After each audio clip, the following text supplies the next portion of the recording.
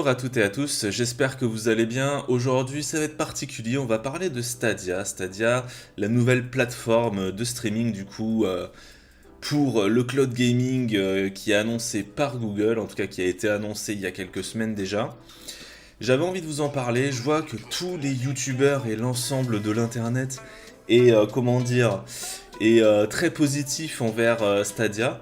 Et moi j'avais envie de vous faire une petite vidéo un petit peu différente, j'avais envie de vous parler en fait des 5 raisons, des 5 possibles échecs que peut rencontrer Stadia envers la communauté. Comment est-ce que cette communauté de joueurs que nous sommes va-t-elle recevoir un petit peu ce nouvel acteur dans le monde du jeu vidéo? Alors Stadia c'est quoi? Stadia c'est une plateforme de cloud gaming qui fait marcher le jeu en streaming, qui a proposé et qui a montré un petit peu différentes fonctionnalités. Alors on n'a pas vu de jeu pour l'instant, pas vraiment, on a juste vu Assassin's Creed Odyssey qui tournait en streaming via Stadia.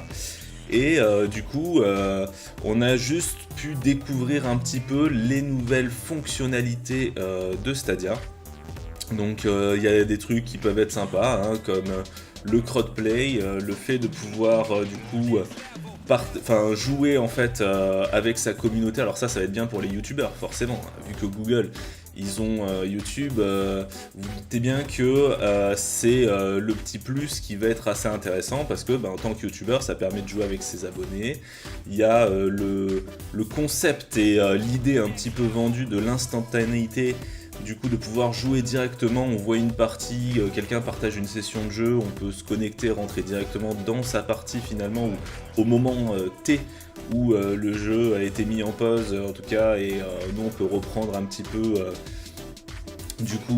là où était le mec, et ça permet de tester des jeux. Il y a certaines choses qui peuvent être intéressantes, mais vous allez voir que tout n'est pas rose. Donc pour commencer ce petit classement, on va tout de suite commencer par le numéro 1 qui est le marché du physique. Et oui les gars, le marché du physique, il faut pas l'oublier. Et d'ailleurs ce qui est assez intéressant, c'est que je pense que tout le monde connaît Julien Chiez, qui est un assez gros youtubeur, et il a fait un petit sondage. Il a fait un petit sondage, Julien, pour savoir envers sa communauté. C'est pour ça que je me sers de ce petit sondage, parce que c'est plus représentatif, parce que il a plus de 200 000 abonnés, donc forcément ça permet de savoir un petit peu ce que les gens ont envie. Et on se rend compte en fait que les gens, est-ce qu'ils sont pour le physique, est-ce qu'ils sont pour le démat? Et écoutez, à 68% on peut voir que la plupart des joueurs sont plutôt favorables au marché du physique. Et ce n'est pas anodin et ce n'est pas à prendre à la légère, parce que rappelez-vous ce qui s'est passé avec la première Xbox One. Tout simplement elle a capoté parce que y avait déjà cette petite vidéo du président de Sony qui a bien trollé Xbox en règle générale, hein, comment prêter son jeu.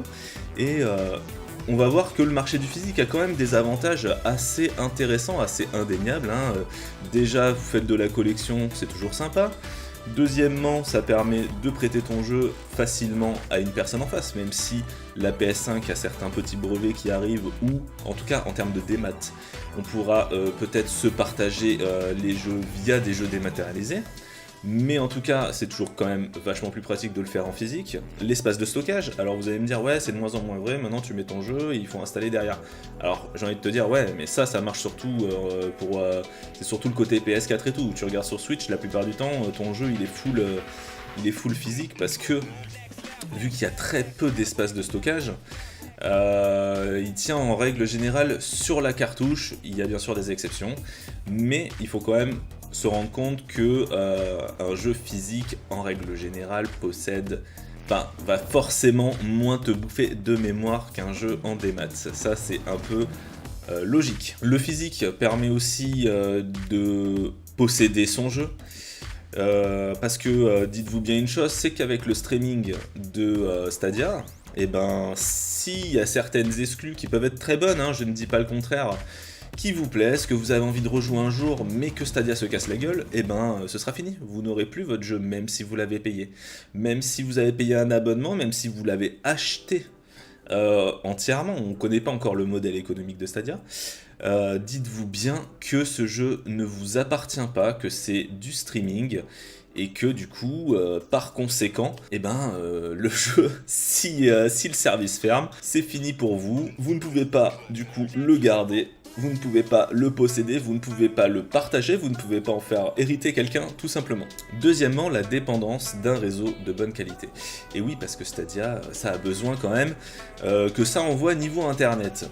Et du coup, pour rebondir un petit peu sur le chapitre précédent et sur le numéro 1, si vous n'avez pas de connexion internet, vous ne pouvez pas jouer. Donc c'est tout simple, hein, en avion, hein, si tu as envie de te barrer et de faire 24 heures de vol, et bah pendant 24 heures de vol, mon gars, tu pourras pas jouer à ton jeu. Alors peut-être que dans le futur, il y aura internet partout. Mais en attendant, si t'as envie d'aller chez mamie, et si t'as envie d'aller en haut d'une montagne, ou dans le trou du cul du monde, et ne pas être dépendant d'une connexion internet, et ben, ce n'est pas avec ta Stadia que tu pourras, jouer à ton jeu où tu veux, sans penser justement à cette option de connexion internet. Donc il faut déjà un réseau de bonne qualité, donc 25 mégabits seconde pour du 1080p 60 fps et 30 mégabits seconde pour de la 4K pour que ce soit assez stable en termes de... pour qu'il n'y ait pas de latence, quoi, que ce soit le plus réactif possible. Donc ça, la dépendance du réseau, je trouve ça quand même vachement, même si à terme, bien entendu, il y aura du réseau et de l'internet un petit peu partout, je trouve ça quand même vachement exclusif, dans le sens, ça exclut une grosse partie de la communauté des joueurs. C'est vraiment tourné exclusivement vers ceux qui au final ont la fibre, et forcément pour moi le jeu vidéo ne doit pas être exclusif. Pour moi le jeu vidéo ça doit être rassembleur, et le fait d'exclure des joueurs par le biais d'une connexion internet et de cette dépendance, c'est quelque chose qui ne me plaît pas beaucoup. Troisièmement, on va encore rebondir sur le chapitre précédent. Le troisièmement, c'est le streaming des youtubeurs. Alors comment ça se passe, ce petit streaming des youtubeurs? Alors on va me dire putain ouais c'est cool, c'est vrai que sur le moment j'ai regardé ça, j'ai fait putain c'est cool, c'est une bonne idée. C'est une bonne idée de pouvoir jouer avec sa communauté, de se faire plaisir, mais dans les faits ça se passe comment en fait les mecs? Dans les faits je vais vous expliquer comment ça se passe. T'es youtubeur, t'es avec ta communauté, t'as envie de faire une partie. Tu ne vas pas streamer directement ta partie comme Google te l'annonce. Tout simplement parce que tu as besoin d'un retour image, parce que tu as besoin de ton deuxième écran, parce que tu as besoin d'enregistrer ta session de jeu, parce que tu as besoin de contrôler un petit peu l'envers du décor, j'ai envie de te dire. Et du coup, il va y avoir forcément un décalage. Bah ouais, parce que quand tu vas streamer ta caméra et que avec ta cam en fait, et que en fait tu vas reporter donc via OBS, ce genre de logiciel, et que tu vas reporter ta partie que tu vas restreamer derrière avec Google, et va y avoir un petit décalage. C'est-à-dire que moi par exemple, je vais jouer, je sais pas, on va dire un jeu de bagnole à Forza ou ce que tu veux, je vais jouer avec d'autres joueurs, moi j'aurai peut-être, allez, 2-3 secondes d'avance par rapport à vous. Mais du coup ça va, parce que vous allez vous taper, ouais c'est des secondes, hein. Ça va être des secondes les gars, ça va pas être des millisecondes ou ce que tu veux, ça va être des secondes.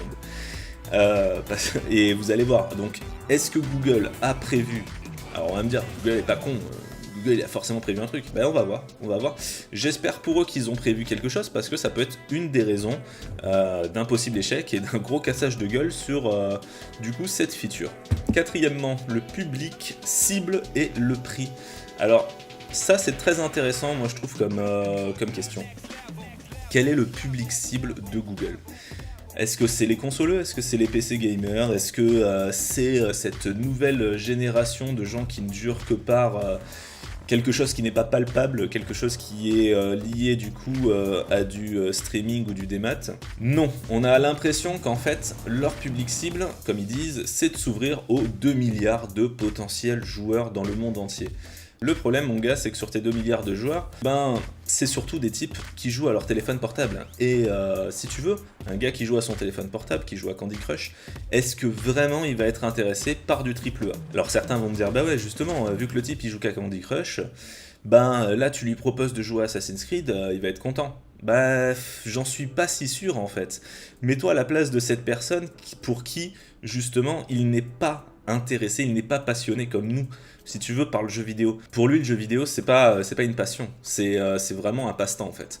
Donc qu'est-ce qu'il va faire le type? Bah le gars, tu lui proposes de jouer à du AAA, il fait ah faut que je m'achète une manette, est-ce que vraiment ou alors je joue en tactile sur mon truc, est-ce que je vais tester? Ah oui mais c'est vrai que le prix et ouais, parce que le prix ça va être soit quoi? Soit de l'abonnement, ce qui semble assez peu probable en fait, parce que vu la thune que va devoir générer Google pour apporter un streaming de bonne qualité en fait, avec l'ensemble de ces serveurs, c'est soit au début ils vont être à perte, soit par la suite, ça va être très simple, c'est tu vas acheter ton jeu en streaming en fait.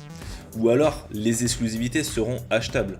Mais ça va être vraiment bizarre, en tout cas j'espère, hein, franchement ça serait cool que ce soit du streaming et à un prix assez intéressant. Ce qui, en même temps ils peuvent faire une grosse offre de streaming, plus cher que la concurrence, mais je pense que psychologiquement ça va pas très bien passer s'ils disent que tu dois payer 60 € tous les mois. À voir comment ça se passe.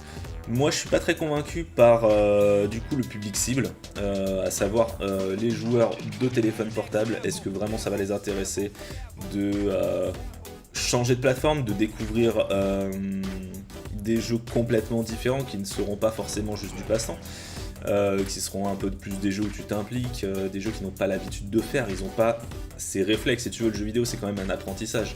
Toi t'as grandi avec, c'est comme si tu fais un Mario, bon bah tu passes sur les suivants, tu passes en 3D, tu vois ce que je veux dire, t'as des bases qui évoluent, t'es pas perdu. Quelqu'un qui connaît pas du tout, il peut être assez vite perdu. Est-ce que ça va l'intéresser? Eh ben on verra. Donc la cinquième raison du plantage possible de Stadia, ça va être les exclusivités. On n'a absolument rien vu là-dessus, donc on peut pas vraiment se prononcer.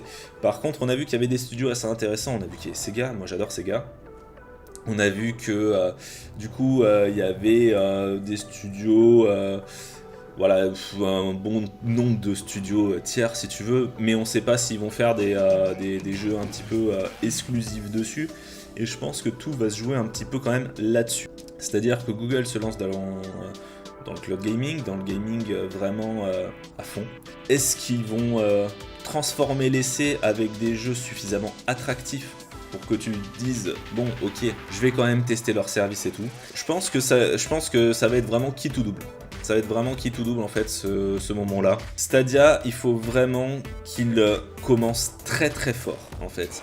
Il faut qu'ils aient un prix attractif, il faut qu'ils aient un streaming irréprochable, mais vraiment irréprochable, parce que tapez-vous du lag pendant que vous jouez, je pense qu'au bout de 2 fois vous lâchez la manette et vous arrêtez. Il va falloir qu'ils aient de très très bonnes exclus. L'avantage d'avoir ce service un petit peu qui englobe, qui se sert de l'internet au maximum, ça va être peut-être de proposer des jeux vraiment version MMO. Ça va vraiment avoir un sens de développer des jeux dans cet esprit-là en fait, parce que le style MMO pourrait être la force un petit peu de Stadia. Je pense que j'ai énoncé pas mal de raisons. J'avais envie un petit peu de contrecarrer tout ce côté positif de Stadia. Pas parce que je déteste Stadia, ça a l'air assez intéressant. Je pense que dès que ça sortira, je me renseignerai dessus. Et peut-être que j'y jouerai aussi. Moi après, de base j'assume, je suis beaucoup plus physique. Moi j'aime posséder mes jeux, j'aime pas me prendre la tête avec une connexion internet. J'aime pouvoir passer le jeu ou ce que je veux à un de mes potes si j'en ai envie et que lui aussi. J'en ai pas parlé, mais le physique, bah, tu peux aussi le revendre. Peut-être que le démat tu pourras un jour. Pour l'instant, c'est pas vraiment. Tu peux par des moyens un peu détournés, mais en tout cas, t'as un marché de l'occasion du physique que tu n'auras plus après. Et en fait, on a vraiment l'impression que les gens prennent un malin plaisir à vouloir que le physique meure. Je trouve ça assez bizarre, sachant qu'en plus le physique apporte aussi un côté hardware, hein, parce que là, le but de Stadia, c'est un petit peu le plus de console du tout. Et le hardware, bah, on peut le voir avec la Switch, ça peut être assez intéressant si c'est bien fait, parce que tu peux y jouer dans l'avion, tu peux faire plein de trucs. Tu peux avoir des concepts du coup qui peuvent être tirés du hardware que ben, si tu as juste un pad, tu n'auras plus après. La Wii U s'est planté la gueule, mais le gameplay asymétrique, moi je trouvais ça intéressant. Bon, t'as le motion gaming, ça c'est voilà, c'est des trucs, etc. Ça plaît pas. Mais c'est le genre de concept qui n'existeront plus et ça ne fera qu'uniformiser le jeu vidéo, ce que je trouve très dommage. Moi, ce que je comprends pas, c'est que on ne puisse pas tout simplement être modéré dans sa façon d'aimer le jeu vidéo et de vouloir autant que le physique survive, autant que le démat existe, autant que le streaming puisse y trouver sa place, et comme ça il y en aurait pour tous les goûts. Voilà. J'espère que vous avez aimé cette vidéo, n'hésitez pas à liker, à mettre un petit pouce, à partager.